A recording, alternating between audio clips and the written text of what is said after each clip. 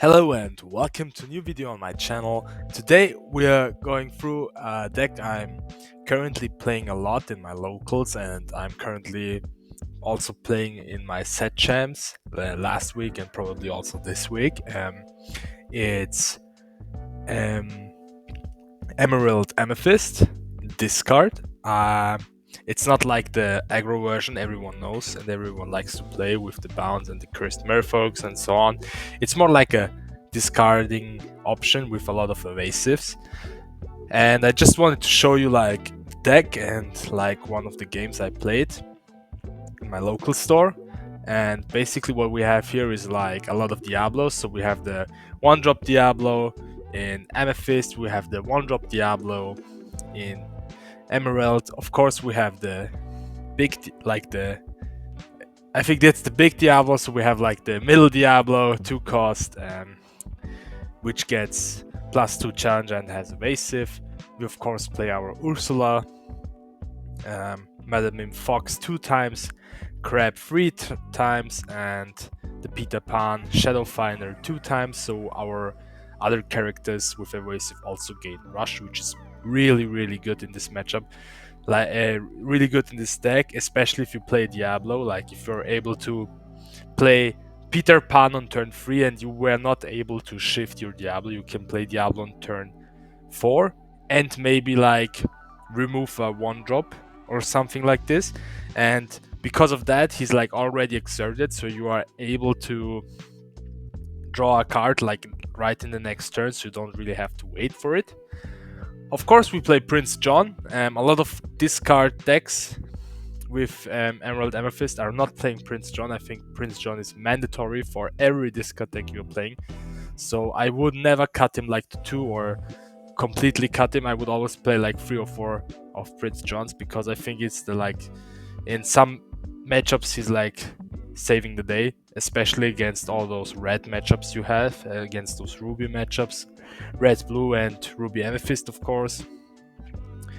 We also play of course 4 genies, and what I noticed is if you have like 3 genies on board and he's not able to remove all of them in the same turn, you like have so much tempo in your game that you've almost won automatically. And of course, if he removes them all with like a B prep or a Sisu, it's like another story. But if you are able to like hold 3 of them for 1 turn, you won the game automatically in my eyes. I never had matchups where I didn't win when I had 3 of them out. And of course, we play Yago. Yeah, that's the big bird in our deck. I really like him. Of course, in the current Steel Song meta, he's not that good. That's why I cut him to 2. Before I played him like 4 times. Now I added like the Merlin Crab again and the Hidden Coves. And yeah, of course we play 4 Elsas and 2 Creakies, just to have like, if we are like drawing a lot of 1-drops, we can play them out and still get some value out of them if we like play the Creaky out and like just start trading with them. Of course we play 4 Hypnotize, 4 Sudden Chills, 4 Friends, and 4 we don't talk about Bruno. I think you have to play like at least 16 actions to be able to get the Diablo Shift out. And the best thing that can happen to you is like a Diablo Shift and then sync Friends with him, so you get that the card you discarded for him, you're also automatically getting back. Like the resources are already in your hand and you're not like risking to lose him and to lose tempo while doing it. So Friends with Diablo is insane. And of course, 2 Hidden Coves, I added the new because there was a lot of Steel Song in our decks, like in the current meta, and I thought like Diablo turn 1 and then shifting him in turn 2 and placing him into the cove is like the best thing you can do against any deck at the moment. Or play the 2-cost Ursula, of course. So I think the Hidden Cove is like really important. And next up we will just go through some gameplay I played in my locals, and I think the first one will be against Amethyst Steel, which is like a 50-50 matchup, I would say, because both decks are trying to like get rid of the opponent's evasive cards. So yeah, let's get to that. So here I'm playing against Amethyst Steel. Of course, I'm trying to get the Diablo shift and to cost. I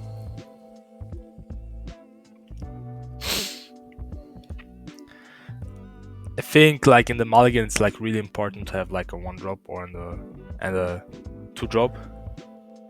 If you're like able to get the 3-drop, it depends on the matchups which card you need. But as you can see, we have 2 Ursulas, so I'm inking 1, playing the Diablo to see what's in my opponent's hand. Currently, I think in Amethyst Steel it's really important to first control the board, and afterwards, after you control the board, you start to like discarding your opponent. So discarding first makes not much sense because he will just outvalue on the board and win by that. So I think the first thing you have to do is to like get rid of the board and then start discarding. As you can see, I'm doing the shift Diablo here. I'm removing the friends. I was hoping to draw like another song so I can like discard the song, sing friends, and then start inking and playing. So yeah, as we can see, he has no Sinclair or the broom that can attack evasive characters in his turn, so I'm really happy about that. Now he's trying to create like a white board. I'm countering it with my Prince John, so the moment when he starts drawing cards, I will just start removing his hand. So I will quest with the Diablo. I will not risk my Ursula because if I draw a Sudden Chill, I am able to sing it with her. So I am valuing this more. I think I got the Sudden Chill here. He got the Strength, which is really a really good answer for my Diablo. He will not be able to sacrifice his brooms this turn, but for sure in the next. So here's the thing, I'm thinking if I should play my second Prince John, but I probably won't because I just need tempo on the board first, and I will not be able to maintain the board with just 2 Prince Johns. So I'm singing with my Prince John. Currently, as I mentioned, I'm not valuing the discard engine in my deck now. I'm just trying to get a white board, trying to be able to remove my opponent's board before I start discarding his hand. And of course, yeah, he will destroy my Prince John, which was clear. But I had to sing friends, and I had to like place a big board now. So he will sacrifice both of them, draw 2 cards. Makes no sense to like hold 1 because my Diablos are just waiting to remove those brooms. So he's instantly drawing his 2 cards, which makes totally sense. And yeah, now I think the Madame Mim Fox is coming, trading my Ursula, and now we are again in a 50-50 spot, but like I'm on the play, so I'm a bit faster. I'm removing his Fox because I'm scared of the friends he could sing. So, and the next thing I'm trying to do is like ink and play We Don't Talk About Bruno on like a bigger character, hoping for him to play it this turn. If he's not playing it, I will just play the Peter Pan and pass. I know I could lose some tempo with that, but it's currently the best thing I can do here. Opponent is probably thinking if he should like sacrifice the Shadowblock, and he's doing it. Playing out the Genie. Playing out the Diablo. I think he forgot to drew here. Yeah, just drawing now, it's okay, no problem for that. And yeah, now we have like this Genie out here. Probably ink something, play the Bruno on the Genie, try to remove a random card. I really like this. I really like We Don't Talk About Bruno because of course I'm like scared of the Genie, but for example removing a goat is also really good. I'm able to draw a card. It's Sudden Chill, so he has to remove another card in his hand, which is like really cool. I love it, like when I discard something, I draw another discard card, so this is really strong. He's discarding his library, and I think I got this card again, I'm not sure, but probably just pass this turn. Or yeah, or just quest.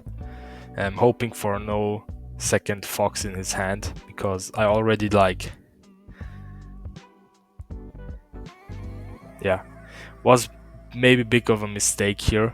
I shouldn't have quested with the Prince John, but at least my Diablo is still living, so I'm able to remove his Elsa.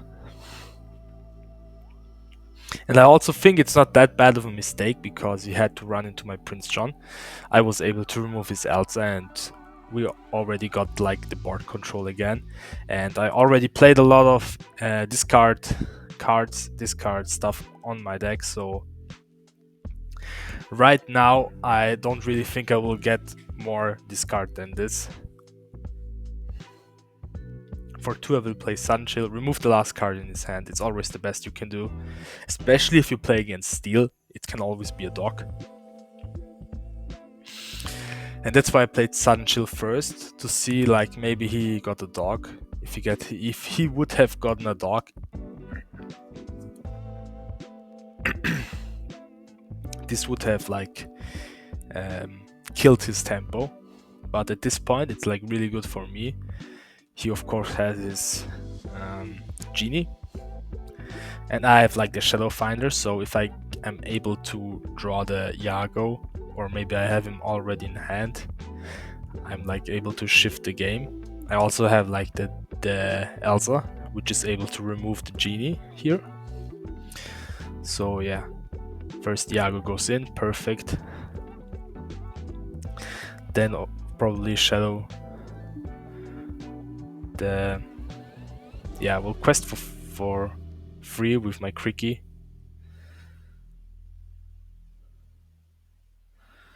And I don't know if I want to give him like a card more in his hand, so I would just like quest for 1 pass turn, because at the moment my tempo is much better than his tempo on the board. So even if he plays the Merlin, he would have to remove both of his characters against those Cricky, and as you can see here, he had to like attack with his Diablo to get another card, so I gained 1 lore, if you think like that, and he lost 1 lore because he had to attack. Now with 3 cards in his hand, he's already like, can already start some new stuff, maybe play Merlin Crab on the Calhoun. And with that he can remove the Cricky, but he also have like again to sacrifice 1 of his cards. So he's playing the Bell, drawing another card, not using the effect here. He could have like put it on the Cricky, I think.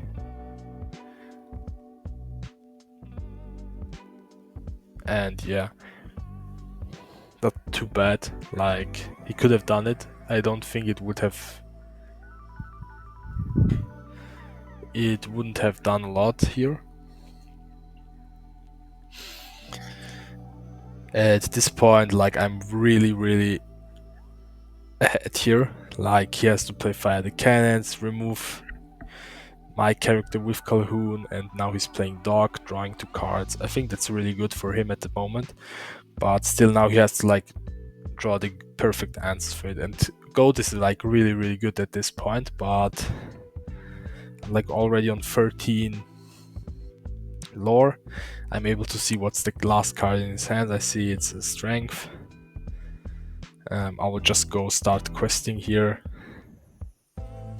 And now here comes the thing that's really interesting. I could play my Diablo and like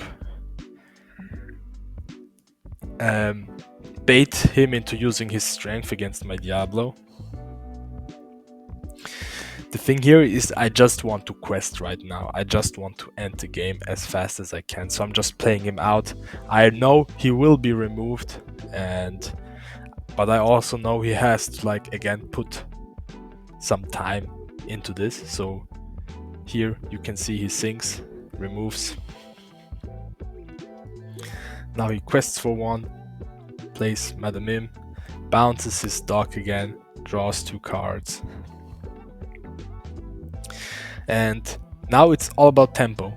Now he's just trying to get the lore out. He can go to 70 next turn. I'm just starting to, like, quest, play crap out, going on 18. Here comes the thing now. He's probably stuck on 17, maybe even on, if he's able to bounce and to play out again, he will be on 19. But he's not able to remove my characters and quest at the same time. So in his spot he has to remove the Diablo, which is not evasive, and he has to remove one of the other 3 characters with Zeus or Strength or something like that. That's why it was so important to play Diablo the last turn and to bait him into using it against him. So now I'm, like, really sure I'm winning this match, if it makes sense for you guys. If I wouldn't have played him this turn, you see I have like 5 ink, I wouldn't be able to play both out, and he would be able to, like, remove the cards and be able to let me be stuck on 19 and finish the game next turn. And yeah, that's probably the end here. I won this game. As you can see, I just have 5 ink, so I wouldn't have been able to play Merlin Crab and Diablo at the same turn. So playing him out last turn was really, really important for this win. I think he's, like, thinking about what he can do, but let's see if we can see his end. Like, yeah, he plays the goat out, he plays the dog, and he's, like, trying to draw 2 cards, maybe Madam Fox or something, to win the game. But at this point I won the game.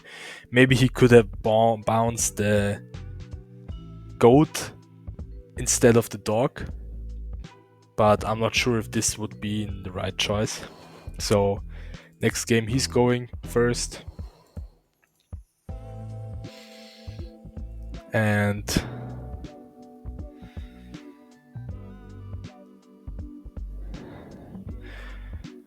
yeah, if you guys wondering why I shuffle my cards always into the other side, it's like a bad habit of mine, but I'm, like, always looking on the right side when I'm doing this, so I don't see what's underneath my deck. So yeah, that's like, some people complained about this, but at the end it doesn't really matter because I'm not looking at my deck when I'm shuffling. So yeah, we can see here he has a Pete, he has Strength, he has the Sinclair, which is, like, a really good spot for him.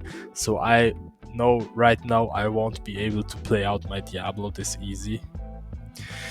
As you can see, if he's inking, if he's not inking his Strength, I will remove him in next turn. So he's doing it right away, playing out the Sinclair.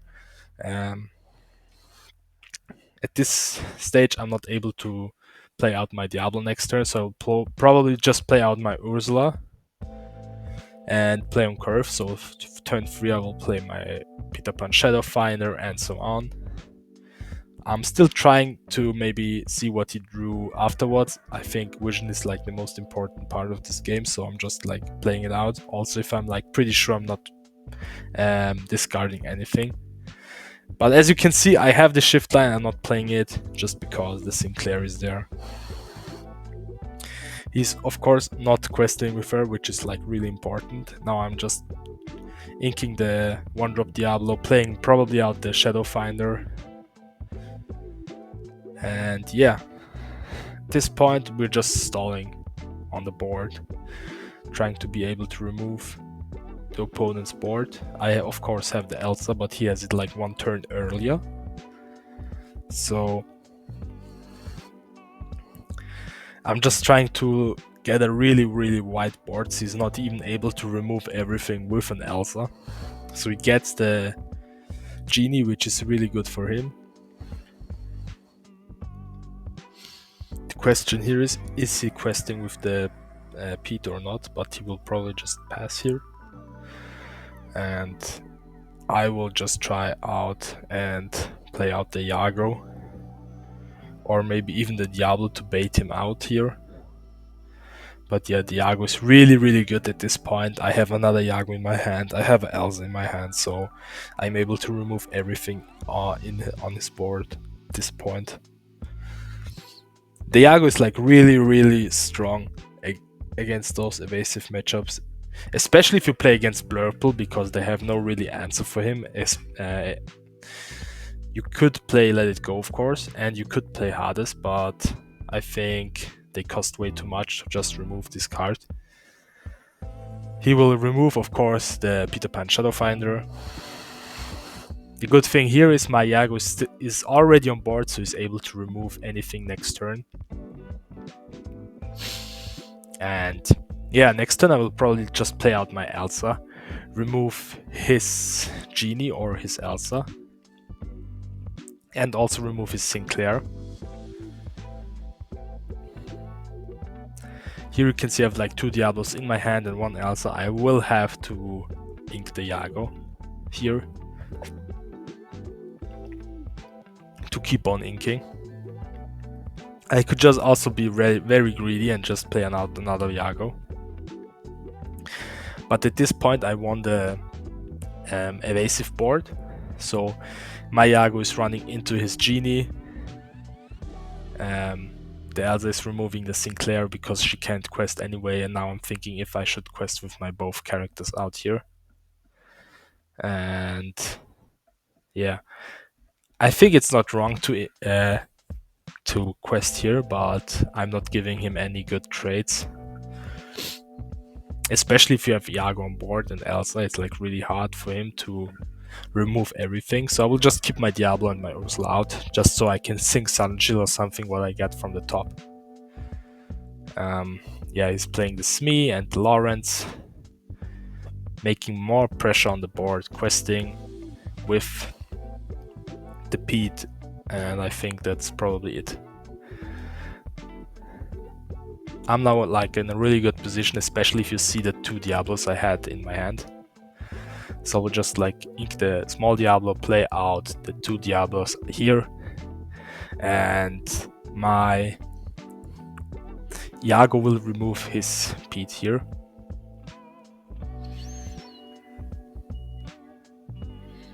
So 5, I will quest with the Elsa. Pass my turn.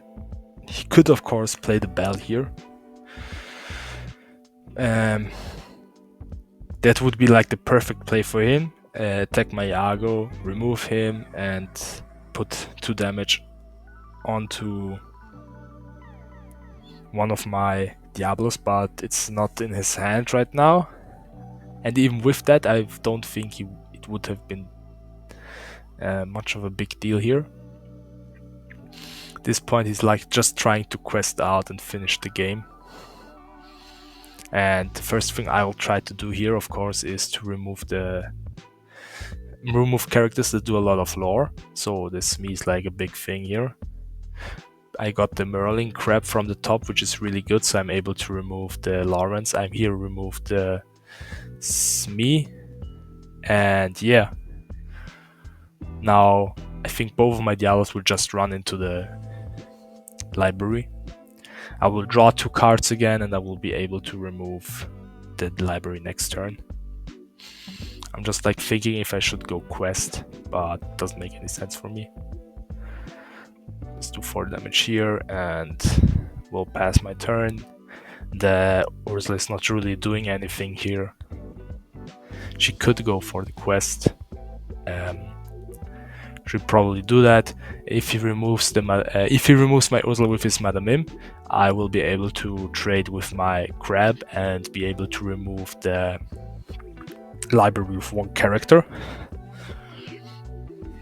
And he has to think here, because he's not able to like sacrifice his fox into anything, so he can draw another card. Here we go, the Elsa is being played. Now he's able to remove my fox here. We'll remove one of my Diablos, of course. Put him into the library, remove one, draw another card, which is pretty good. I'm also drawing a card because of my Diablo. And at this point, I'm just trying to remove his library. First I'm playing, of course. Now comes like, I think that was one of the best parts in the game. I draw 2 cards, I sink Sudden Chill, I remove the last card in his hand, and now I'm playing Bruno, removing his Elsa, drawing another card, and now the library is alone. I will just probably attack it, try to remove it next turn, and think that's really hard for him, even if he got the dog. And yeah, he would just remove here. Bruno on the broom, so I draw another card, and I just like start spamming my characters out and finish the game from here. So at this point, it's like really pretty straightforward. Now I can like really ignore his side of the field, and I can like just go for the quest. I don't really care about the board, I don't really care about the cards in his hand. And as you can see also in the second game, I first tried to remove his board and then I tried to discard him. I think that's really important. And yeah, at this point we both know I just switched up the game. I'm just trying to get like as much board presence as possible. Playing Ursula, just trying to get like as much lore as possible out and passing my turn here. I think that's it. So if you guys like this video, leave a like, subscribe, comment your favorite deck at the moment, and see you guys soon. Bye.